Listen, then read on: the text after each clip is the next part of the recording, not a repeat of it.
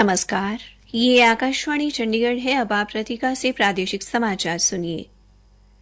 राष्ट्रपति द्रौपदी मुर्मू ने आज नई दिल्ली में राष्ट्रीय पंचायत पुरस्कार वितरित किए। राष्ट्रपति ने कहा कि गांव के समूचे विकास से ही राष्ट्र का विकास संभव है, इसलिए गांव के विकास पर ज्यादा ध्यान देने की जरूरत है। कंप्रेस्ड बायोगैस पर 2 दिन का वैश्विक सम्मेलन आज नई दिल्ली में शुरू हो गया है। हरियाणा के औषधि एवं प्रशासन विभाग के अधिकारियों द्वारा आज एक मुहिम चलाकर प्रदेश भर में 50 से अधिक दुकानों पर छापेमारी की गई और भारतीय खेल प्राधिकरण कुरुक्षेत्र की टीम ने पंजाब के लुधियाना में हुए अखिल भारतीय वॉलीबॉल टूर्नामेंट में हरियाणा पुलिस की टीम को हराकर प्रथम स्थान हासिल किया। अब समाचार विस्तार से। राष्ट्रपति द्रौपदी मुर्मू ने आज नई दिल्ली में राष्ट्रीय पंचायत पुरस्कार सप्ताह का शुभारंभ किया। उन्होंने इस अवसर पर पंचायतों को प्रोत्साहित करने के लिए राष्ट्रीय सम्मेलन एवं पुरस्कार समारोह में राष्ट्रीय पंचायत पुरस्कार प्रदान किए। राष्ट्रपति ने कार्यक्रम को संबोधित करते हुए कहा कि देश के गांव समूचे भारत के विकास का मूल आधार हैं और उन्हें सबसे अधिक विकसित करने की जरूरत है। उन्होंने कहा कि ग्रामीणों को अपना गांव अपनी सुविधा के अनुसार विकसित करने का अधिकार होना चाहिए।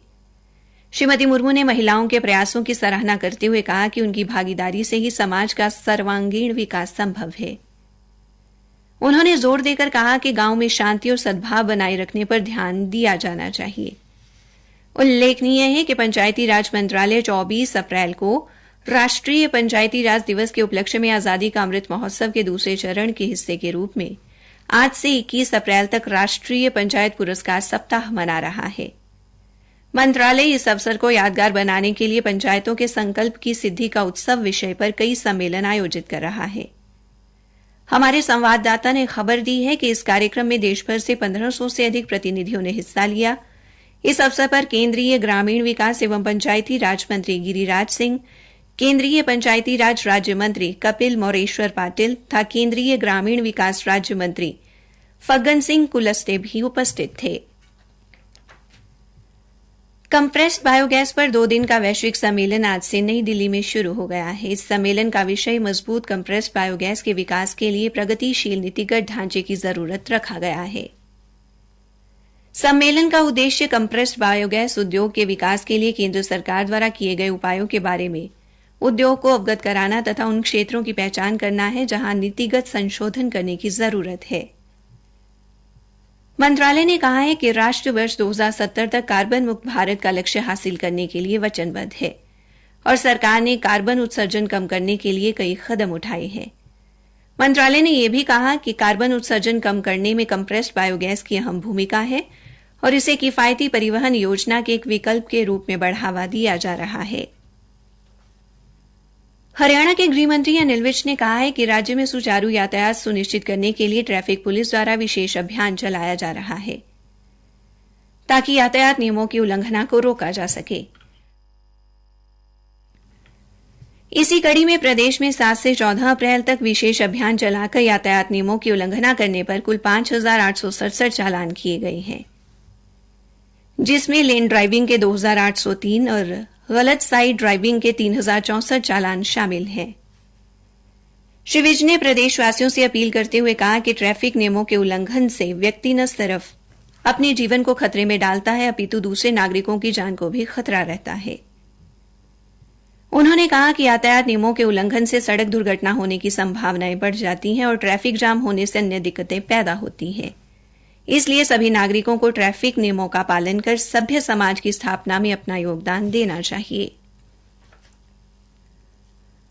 हरियाणा राज्य निर्वाचन आयोग ने कहा है कि 4 नगर परिषदों और 22 नगर पालिकाओं के चुनाव के मद्देनजर आज जारी प्रारूप मतदाता सूचियों में दावे एवं आपत्तियां 21 अप्रैल तक दर्ज की जा सकती हैं। हरियाणा राज्य निर्वाचन आयुक्त धनपत सिंह ने आज चंडीगढ़ में बताया है कि नगर परिषद अंबाला सदर, सिरसा, थानेसर और नगर पालिका बराड़ा, बवानीखेड़ा, सिवानी, लोहारू, जाखल मंडी, फरुख नगर, नारनौंद, आदमपुर, बेरी, जुलाना सहित सीवन, पुंडरी, कलायत, नीलोखेड़ी, हथीन, कलानौर, खरखौदा और रादौर के आम चुनाव तथा नगर परिषद नारनौल के वार्ड नंबर 16 एवं नगर पालिका राजौन के वार्ड नंबर 5 के उपचुनाव के लिए संबंधित उपायुक्तों द्वारा प्रारूप मतदाता सूचियां प्रकाशित कर दी गई हैं।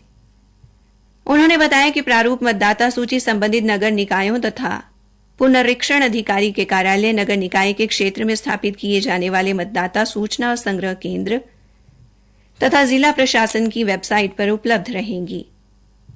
उन्होंने बताया कि यदि किसी मतदाता का नाम निर्वाचन आयोग द्वारा तैयार की गई विधानसभा की मतदाता सूची में दर्ज है, लेकिन उसका नाम संबंधित नगर परिषद नगर पालिका की मतदाता सूची में दर्ज होने से रह गया है, ऐसे मतदाता संबंधित नगर परिषद या नगर पालिका की मतदाता सूची में अपना नाम दर्ज कराने, नाम कटवाने या नाम में शुद्धि हेतु संबंधित पुनरीक्षण प्राधिकारी के समक्ष अपने दावे 21 अप्रैल तक प्रस्तुत कर सकते हैं।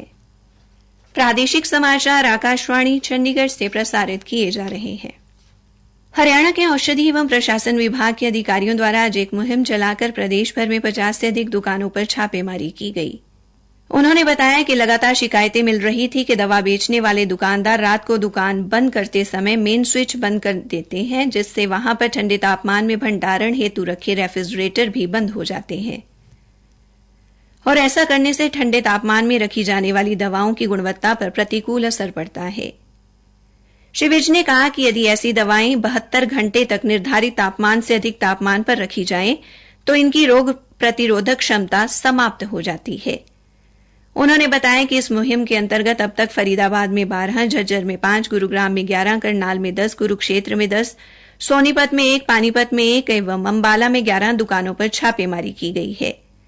इनमें से फरीदाबाद में 2 दुकानों को मौके पर ही सील कर दिया गया। इसके अलावा गुरुग्राम एवं सोनीपत में 1-1 दुकान को सील किया गया है।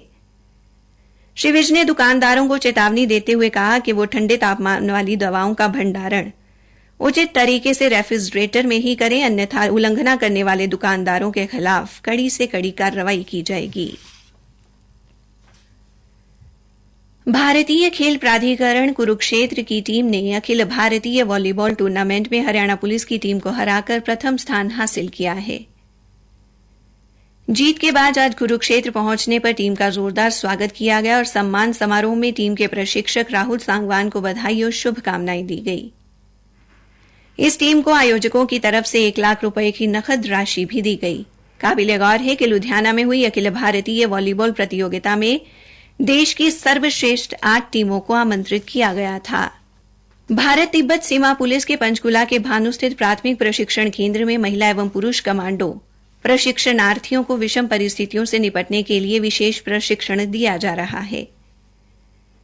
प्राथमिक प्रशिक्षण केंद्र में आयोजित एक समारोह को संबोधित करते हुए प्रशिक्षण केंद्र के महानिरीक्षक ईश्वर सिंह दूहन ने कहा कि छठे महिला कमांडो कोर्स में आईटीबीपी की विभिन्न इकाइयों से 19 महिलाएं तथा 100वें पुरुष कमांडो कोर्स में 94 पुरुषों के अलावा पुलिस अनुसंधान एवं विकास ब्यूरो के 7 प्रशिक्षणार्थी प्रशिक्षण ले रहे हैं। उन्होंने बताया कि महिलाओं को 6 सप्ताह तथा पुरुषों को 10 सप्ताह के इस कोर्स के दौरान दुर्गम क्षेत्रों एवं कठिन परिस्थितियों में हेलीकॉप्टर से रस्सी के सहारे उतरने की सिखलाई दी जाती है। समारोह के दौरान आईटीबीपी के प्राथमिक प्रशिक्षण केंद्र के उप महानिरीक्षक राजेश शर्मा एवं अन्य पदाधिकारी तथा कमांडो टीम के प्रशिक्षक भी उपस्थित रहे। कैथल के गांव धनौरी में 21 से 23 अप्रैल तक संत धन्ना भगत की जयंती पर होने वाले राज्य स्तरीय समारोह की तैयारियां जोरों पर हैं। कैथल के उपायुक्त जगदीश शर्मा, पुलिस अधीक्षक सुमित कुमार एवं अन्य अधिकारियों ने आज समारोह स्थल का दौरा किया। इस दौरान उपायुक्त ने समारोह की तैयारियों की जानकारी लेकर संबंधित अधिकारियों को आवश्यक दिशा निर्देश दिए।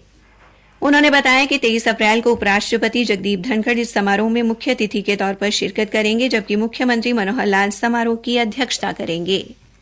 अंत में मुख्य समाचार एक बार फिर। राष्ट्रपति द्रौपदी मुर्मू ने आज नई दिल्ली में राष्ट्रीय पंचायत पुरस्कार वितरित किए।